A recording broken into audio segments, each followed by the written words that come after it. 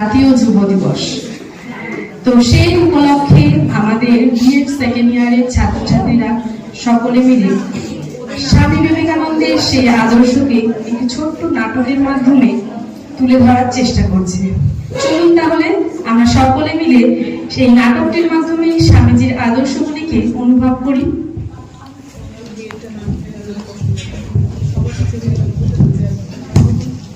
Chris का गाना सुनेगा? क्रिस का?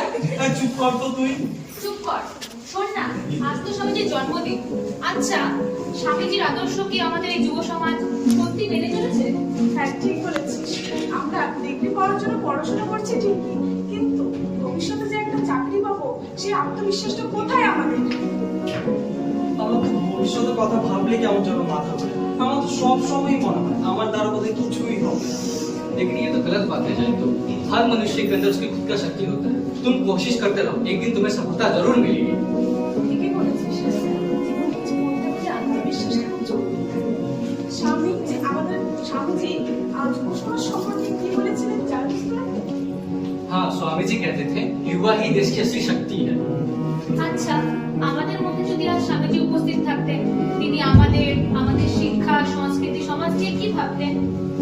এই মুহূর্ত থেকে তিয়াস সহ প্রত্যেকটি ছাত্রছাত্রী নিজেদের মনের মধ্যে স্বামীজির উপস্থিতি অনুভব করতে লাগল।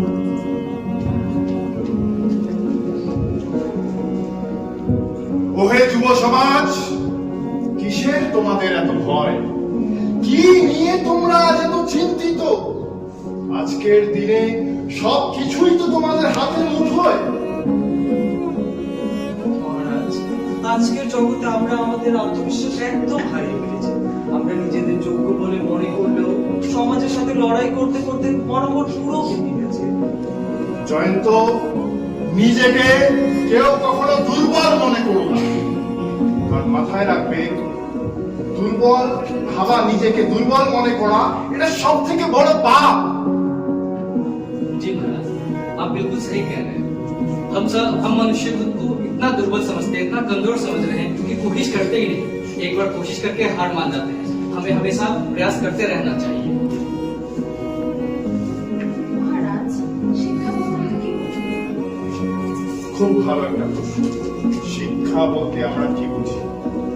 শিক্ষা অর্থাৎ একটা মানুষের সর্বাঙ্গীন বিকাশ।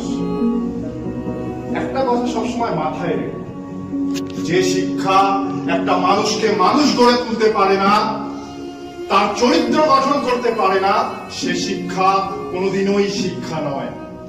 অর্থাৎ একটা ভালো মানুষ হতে গেলে তাকে তার চরিত্র গঠন করতে হবে। মানুষ হয়ে তো সবাই জন্ম নেয়, কিন্তু তার চরিত্র সব থেকে বড়।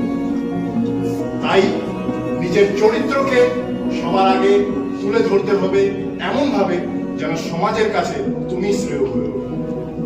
जी महाराज, हम समझ गए।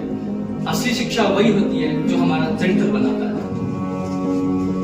তাহলে আমার সাথে সবাই একসাথে এটা পণ নাও আজকের থেকে, যে তোমরা ওঠো, জাগো এবং নিজের লক্ষ্যে পৌঁছানো পর্যন্ত কখনোই থেমো না। আজ প্রথমবার মনে হচ্ছে আমি বোধহয় পারবো। এতক্ষণ ধরে বাইরে থেকে শিক্ষক মহাশয় ছাত্রছাত্রীদের সব কথা শুনছিলেন। শ্রেণীকক্ষে তিনি জয়ন্তের কথা শুনে শোনা মাত্রই প্রবেশ করলেন। হ্যাঁ জয়ন্ত, নিশ্চয়ই পারবে। বোধহয় কেন, তুমি নিশ্চয়ই পারবে। স্বামীজির আদর্শ যদি সত্যি মেনে চলো, তাহলে তুমি জীবনে নিশ্চয়ই কিছু একটা করতে পারবে। বুঝলে জয়ন্ত? जी गुरुजी, हमें भी देश के लिए कुछ करना है। आखिर हम युवा ही तो समाज की असली शक्ति है। शाहजहां, तुम देश के लिए जरूर कुछ करोगे। पर आज के इस शुभ मुहूर्त पर তোমরা সবাই আমার সাথে একটা শপথ নিতে হবে। নেবে তো শপথ?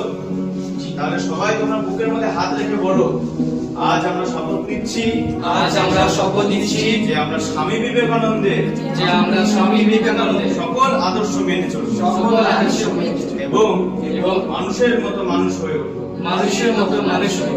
তোমরাও মানুষ হবে তো? যে তোমরা উঠো, দাঁড়াও এবং আমাদের সাথে শপথ নাও। বুকে হাত রেখে আজকে থেকে আমরা শপথ নিচ্ছি, স্বামীজির সকল আদর্শ মেনে চলবো স্বামীর সকল আদর্শ এবং মানুষের মতো মানুষ হয়ে উঠবো। মানুষের মতো মানুষ হব। সাবাস।